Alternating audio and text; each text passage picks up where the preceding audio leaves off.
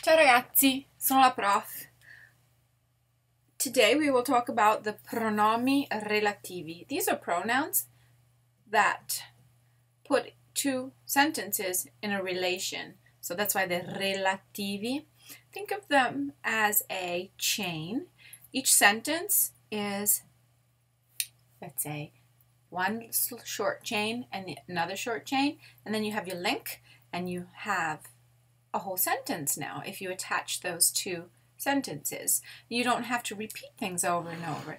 It is true that we already have pronouns, so if I wanted to say, for example, I'll give you an example. Il ragazzo suona il violino. Il ragazzo è giovane. So all I can say is il ragazzo suona il violino, lui è giovane. And you already did streamline things, you weren't as repetitive, but you still had two very short sentences.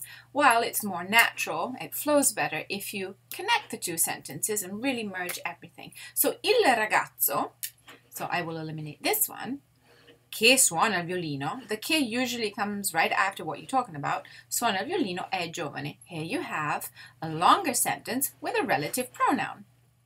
Okay, in English the relative pronouns are whose, which, whom, that, whom, and this is a selection of Italian ones.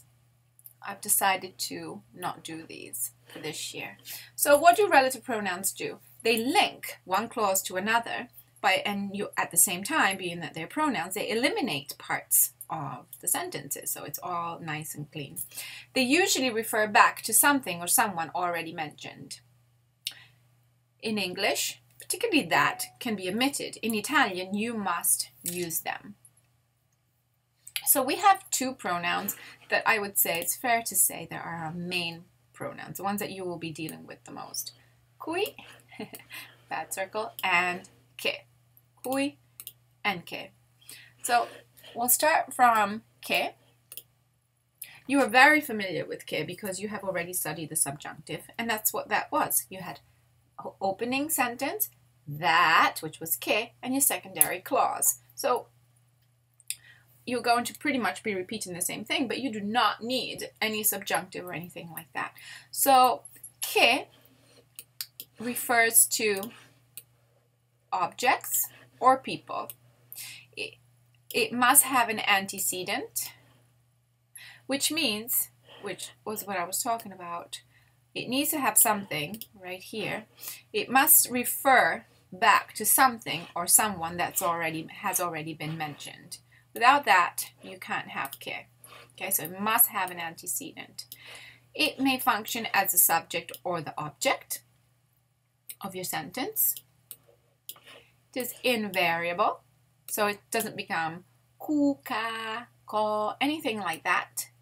The one thing I want you to notice is the tendency of my students, because it refers to people, to want, instead of using che, using ki. Well, ki is a question word. We're not going to use it in this case. We will use it in the pronoun unit, but that is for words, for sentences that don't have an antecedent. So when they do have an antecedent, which means what you're talking about has already been mentioned, it's right there, part of the sentence, then you're going to use che. For example, let's break this down. Io conosco il ragazzo. I know the boy. Il ragazzo suona il violino. The boy plays a piano. So you can just say, I know the boy that plays a piano. You see, you turn it into a nice, clean sentence with two parts to it. And here's my chain. You have this long chain and your link right there. Or, mi piace il balletto. I like the ballet. Il balletto è al teatro La Scala. Mi piace il balletto che è al teatro La Scala. La signora è mia zia. Mia zia sta entrando. So the lady is my aunt. My aunt is entering, so the lady who is entering is my aunt.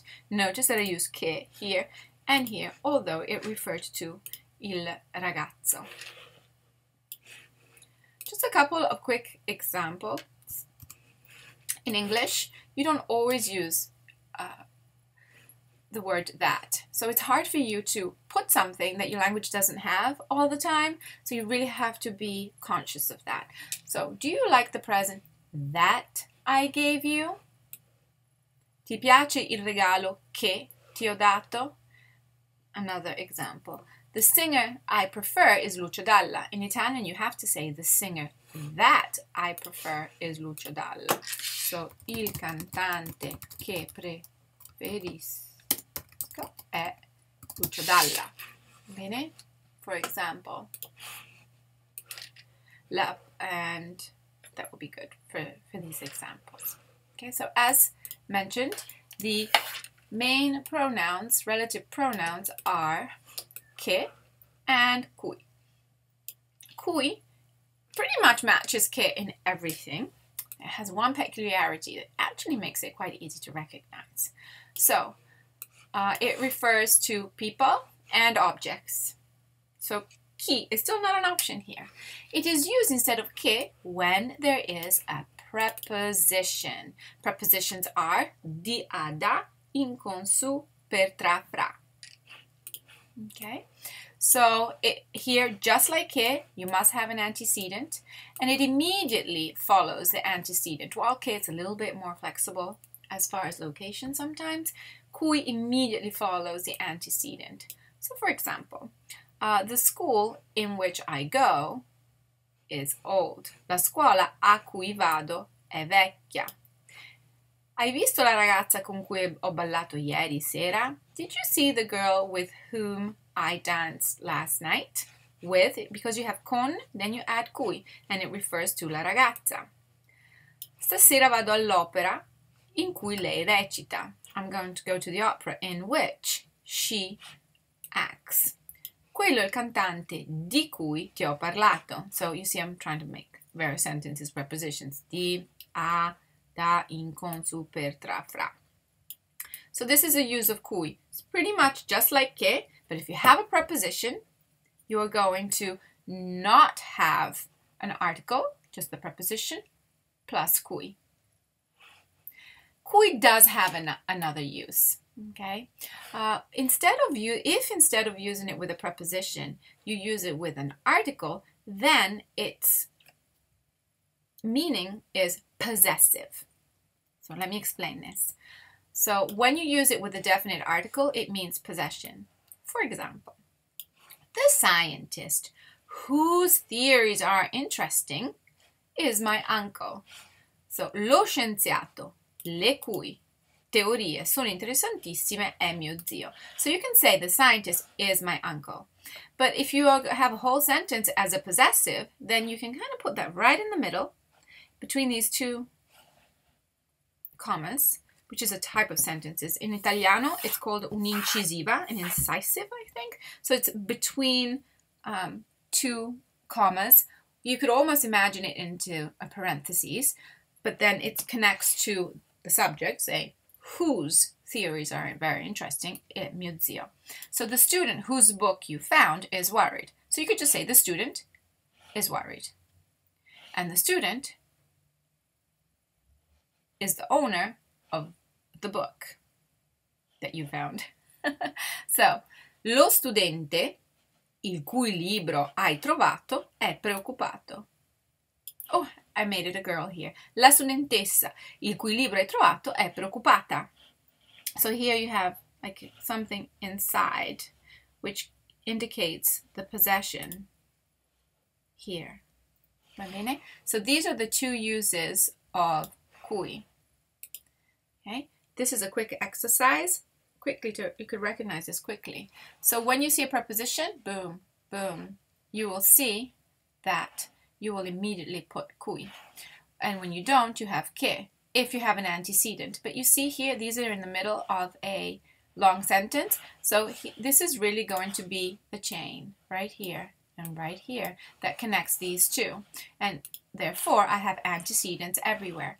La donna che hai visto a casa mia è mia madre.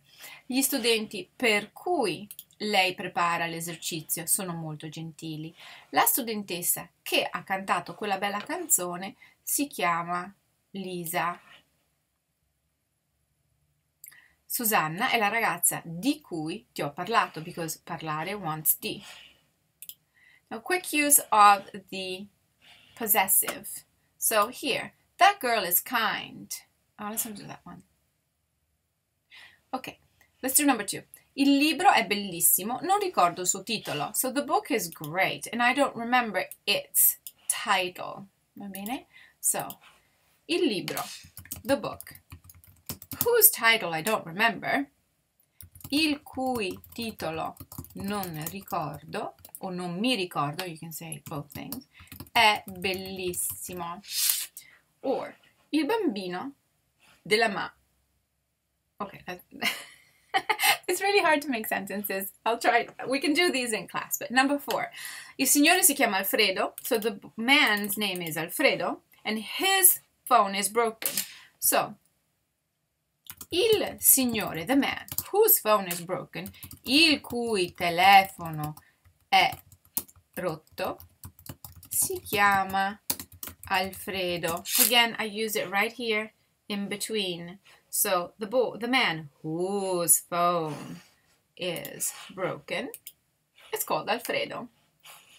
Okay, I hope this work will practice in class and it can only get better.